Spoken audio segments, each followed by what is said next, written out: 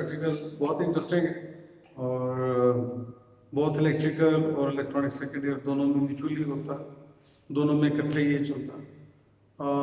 Telecommunication के हवाले से बहुत ही इम्पोर्टेंट मेरा ख्याल है, जहाँ से शायद प्रैक्टिकली टेलीकम्युनिकेशन जो है वो मोरस कोड से निकल के यानी टेलीग्राफी से निकल के टेलीफोन की दुनिया में आया, वो प्रैक्टिकल है। बड़ी इनिशियल स्टेज के ऊपर बात हम करने लगे उसकी, study the electro mechanical telephone set and draw its block diagram. BD मैंने लिखा है ब्लॉक डायग्राम, शॉर्ट वर्ड इस्तेमाल किया है। ब्लॉक डायग्राम देखने से पहले जो हमने स्टडी करना है वो मैं आपको दिखाता चलूं कि ये थोड़ा सा जदीद दौर का एक टेलीफोन सेट है। तो इसकी मदद से मैं आपको समझाने की कोशिश करूंगा कि इस ब्लॉक डायग्राम में कौन सी चीज़ कहाँ पर है और वो किस तरीके से तनसीब हुई है। रिंगर बेसिकली एक मैग्नेटो बेल थी जो इलेक्ट्रोमैकेनिकली काम करती थी। जिस वक्त भी जो बेसिकली तो एक टेलीफोन जो है वो कनेक्ट होता है टेलीफोन एक्सचेंज के साथ, लेकिन जब इस पे कॉल आती है तो एक्स्ट्रा फ्रिक्वेंसी जो है वो टेलीफोन के ऊपर आती है। तो रिंगर जो है बेसिकली उस एक्स्ट्रा वोल्टेज के ऊपर स्विच ऑन हुआ होता है। जैसे ही वो एक्स्ट्रा वोल्टेज टेलीफोन एक्सचेंज की इस लाइन के थ्रू रिंगर पर आते हैं तो रिंगर जो है वो बजना शुरू हो जाता है। जब रिंगर बजना शुरू होता है तो उसकी आवाज़ जो है यहाँ पर उस दौर में इस साइड के ऊपर जहाँ पर मैग्नेटो बेल लगी होती थी, अब तो ये टोटल इलेक्ट्रॉनिक सिस्टम पे चला गया, लेकिन पुराने टेलीफोनों में जहाँ पर एक स्पीकर और स्पीकर के अंदर बाकायदा घंटी दिखाई देती थी, वो मौजूद होती थी, वो रिंगर बजना शुरू हो जाता था। इसके आगे क्रैडल स्विच है। क्रैडल स्विच बेसिकली एक हुक है, ये वाली, ये आप देख रहे होंगे, ये बुनियादी तौर पे क्रैडल स्विच है। ये क्रैडल स्विच जो है ये जैसे ही आप टेलीफोन बेल आ रही है, जैसे ही आप टेलीफोन उठाते जाते हैं तो आपका जो लूप है वो टेलीफोन एक्सचेंज से मुकम्मल हो जाता है और आप टेलीफोन जैसे ही उठाते हैं तो ये स्विच ऑन कर देता है, यानी आपका दूसरे सब्सक्राइबर के साथ राब्ता मुकम्मल हो जाता है।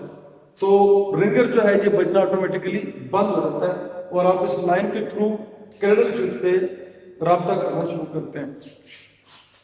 इसके आगे डायलर है, जैसे यहाँ पर ये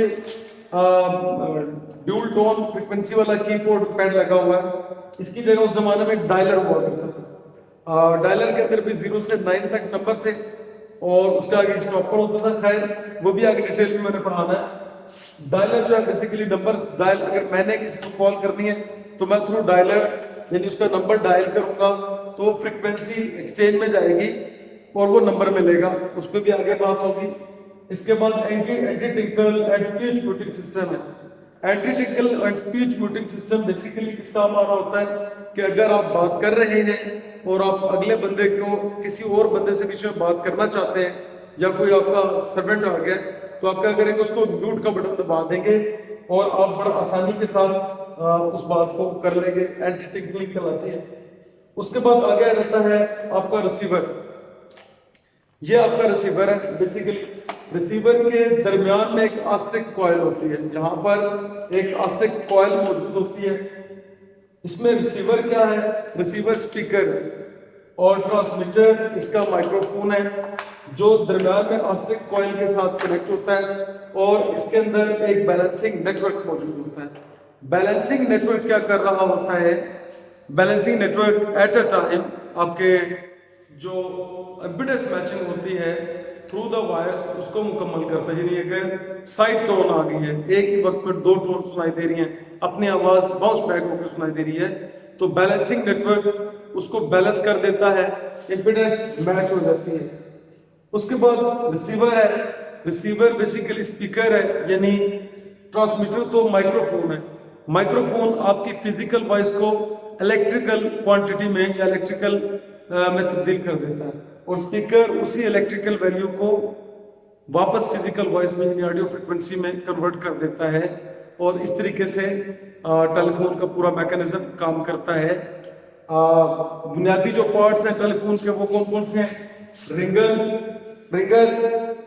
کیڈل سوئچ، ڈائلر، اینٹی ٹنکر جو اسپیچ سسٹم اور ریسیور سسٹم اور ٹرانسمیٹر، یعنی مائکرو فون، اسپیکر اور درمیان میں بیلنسنگ نیٹ ورک. تو یہ پانچوں کا سیرا سے گفتگو ہوئی ہے. امید ہے آپ کو سمجھ آئی ہوگی. انشاءاللہ العزیز ان دا نیکسٹ لیکچر ہم اس سے آگے مزید بات کریں گے اس کے مختلف پارٹس پہ. تب تک کے لیے اجازت. اللہ حافظ.